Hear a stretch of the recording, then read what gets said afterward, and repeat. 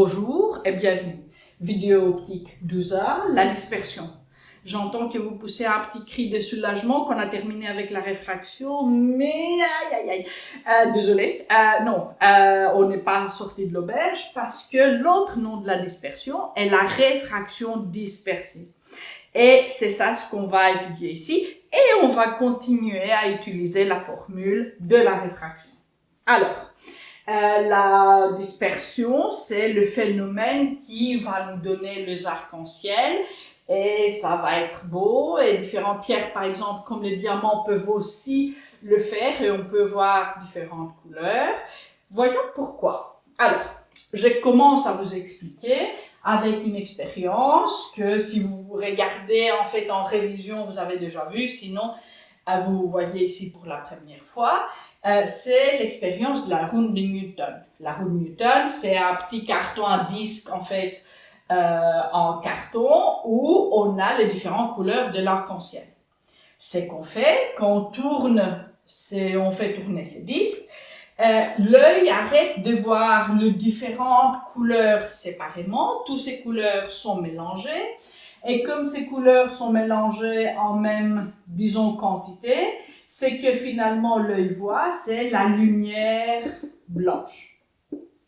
On a constitué finalement ce qu'on appelle la lumière blanche. Mais si on peut constituer la lumière blanche, est-ce qu'on peut la déconstituer pour en fait la séparer à ses composantes, la lumière de l'arc-en-ciel? Effectivement, Newton a utilisé le prisme, qu'on verra surtout dans une autre vidéo parce qu'on va faire des calculs. Ici, je vais vous montrer ce qui se passe avec une goutte d'eau qui se trouve dans le ciel et qui peut nous donner l'arc-en-ciel. Pour comprendre pourquoi ça arrive et qu'est-ce qui se passe et comment on va séparer finalement la lumière, ce que je vais prendre seulement les deux limites. Alors, le limite de la couleur, comme vous savez finalement de l'arc-en-ciel, d'un côté on a le violet, le rouge, l'autre côté on a le violet.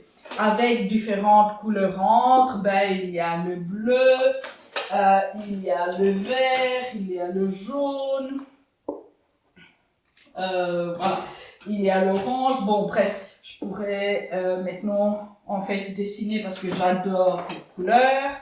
Alors, si ça, c'est l'arc-en-ciel, on a un début, on a une fin. Mais début et fin en quoi? Le rouge, on dit qu'il y a une grande longueur d'onde. Alors, je vais vous expliquer. Imaginez que le rouge, en fait, toutes les couleurs sont deux humains qui ont deux jambes. Et alors, le rouge aura ici, en fait, une grande étendue de jambes qu'on va l'appeler la longueur d'onde, qu'on va étudier plutôt en sixième. Et comme en fait le rouge a de longues jambes, le rouge peut enjamber finalement les obstacles et les obstacles vont avoir moins d'effet sur le rouge. Tandis que à l'autre bout de l'échelle, on a le violet. Et le violet a de petites jambes.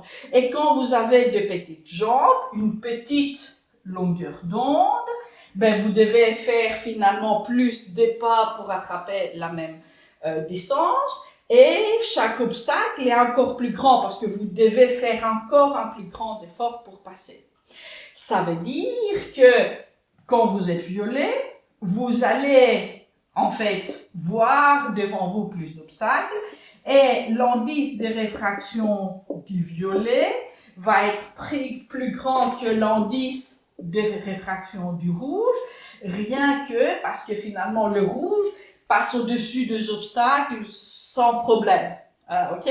Maintenant, cette différence n'est pas énormissime, mais on voit cette différence dans tous les matériaux, sauf évidemment le vide où il n'y aura aucun obstacle. Mais comme c'est petit, pour qu'on s'aperçoive finalement de cette différence, on doit être aidé par la géométrie. La géométrie par exemple du prisme ou la géométrie d'une goutte d'eau qui va recevoir différents rayons. Alors, je ne vais pas tout dessiner. Ici, vous aurez du rouge Et vous aurez aussi du violet qui arrive sur le même en fait point, disons. Sur ces points, vous avez les normales, etc. On aura réfraction. À la fin, ce que vous aurez le rouge qui va sortir plus près de sa direction initiale. Pourquoi? Parce que c'est moins influencé finalement que le violet par l'effet de la réfraction, plutôt que le violet qui va en fait partir plus loin. Alors, vous aurez en fait toutes les autres couleurs aussi de l'arc-en-ciel entre eux. Et vous pouvez avoir, ça c'est un arc-en-ciel. Et le 2, c'est un double arc-en-ciel qu'on voit de temps en temps. Okay. Alors les arcs-en-ciel, on peut avoir un solo si vous voulez, ou on peut avoir un double quand on a différents rayons qui vont impacter de deux côtés, disons du centre de la goutte. Si on entre évidemment au centre de la goutte, on entre sur la normale et rien n'est réfracté, rien ne change d'angle. Et quelque chose que je veux que vous reteniez, c'est quand on a la dispersion, on va séparer la lumière, mais on va rejeter le violet.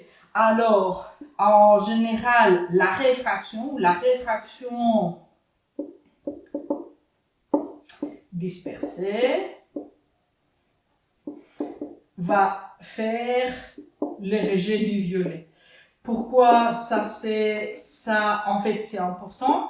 Parce que en sixième, ou si vous êtes déjà en sixième et vous regardez ces vidéos pour faire une petite révision comme il faut, ben vous allez voir que la réfraction dispersée, ça va faire le rejet du violet.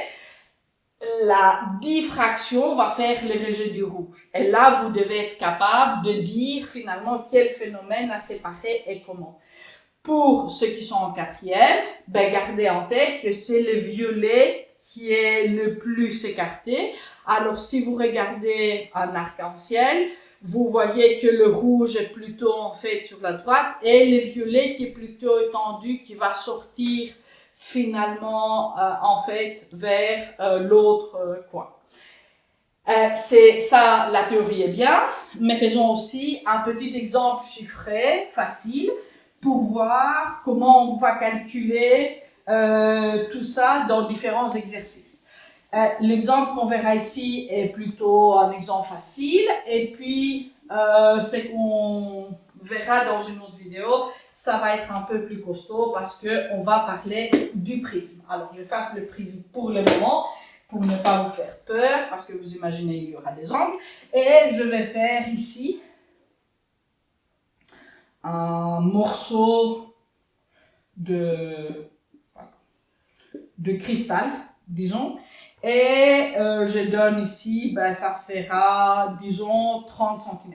Alors, les côtés sont bien parallèles, et on aura deux rayons qui vont impacter sur le même angle, un rouge, un violet. Je mets l'un sur l'autre. Et on va dire que avec la normale, ça fait disons 40 degrés. Comme ça, on voit ce qui se passe. Pour les indices de réfraction, je vais exagérer un tout petit peu la différence, rien que pour voir un peu plus. En général, on est quand même un peu plus serré. Alors, ce que je vais donner pour le rouge, l'indice de réfraction du rouge, disons, c'est 1,45. Et disons pour le violet, l'indice de réfraction du violet, ça va être 1,5. Ça va faciliter un tout petit peu nos calculs. Et ça, c'est seulement pour voir, en fait, comment on va faire les différents calculs. Alors, qu'est-ce qui va se passer? Les deux rayons vont entrer ici, vont être dispersés. Et ça veut dire réfractés de différents angles. Et ici, ils vont impacter à exactement, en fait, à des endroits différents. et on va voir leur décalage on va mesurer vis-à-vis de la normale pour trouver le décalage de chacun et en fait, une fois qu'on soustrait, on aura le décalage entre les deux rayons. Alors, je dessine grosso modo ce qui va se passer. Alors, le rouge va être le moins influencé parce que l'indice de réfraction est ça. Alors, il va sortir plus ou moins là. Et le violet qui va être un peu plus influencé va sortir un peu là. Vous voyez, je ne fais pas en fait avec la méthode graphique. Là, c'est peut-être mieux de faire les calculs. Alors, trouvons les différents angles. Disons qu'ici on vient de l'air, alors l'indice de réfraction de l'air, ça va être 1. Ça facilite un tout petit peu le calcul, s'enlève en fait un chiffre par le calcul. Alors, je fais d'abord pour le rouge. Alors, on a sinus 40 divisé par l'indice de réfraction dans l'autre matériau. C'est le sinus de l'angle après. Faisant arc sinus, on sait que ici, l'angle pour le rouge va être de 26,31 degrés. J'ai fait les calculs, mais j'ai oublié d'écrire la relation. Ben, vous connaissez, en fait, parce qu'on a vu tellement de fois, la relation de Snell-Descartes, c'est que j'ai utilisé pour faire mon calcul. Alors, 1 fois sinus de 40, c'est 1,5 fois sinus d'A2 et j'ai résolu pour trouver les sinus et par les sinus pour trouver l'angle. Je vais faire exactement la même chose pour le violet. Je prends le marqueur violet. Et alors, on a sinus de 40 divisé par 1,5 et ça arc sinus. Alors, ici, on a un angle de 25,37 degrés. Vous voyez, pour la dispersion, on va garder beaucoup plus de chiffres quand on fait des calculs, parce que très souvent, la différence va se trouver plus tard. Et c'est par une projection sur un écran qui est lointain qu'on va vraiment voir une différence. Mais on doit quand même garder pour trouver les différentes distances. Alors, maintenant, regardons ce triangle-là. Comment est-ce qu'on va trouver la distance du violet vis-à-vis de la normale? On connaît le côté adjacent et on cherche le côté opposé. Alors, on va utiliser la tangente.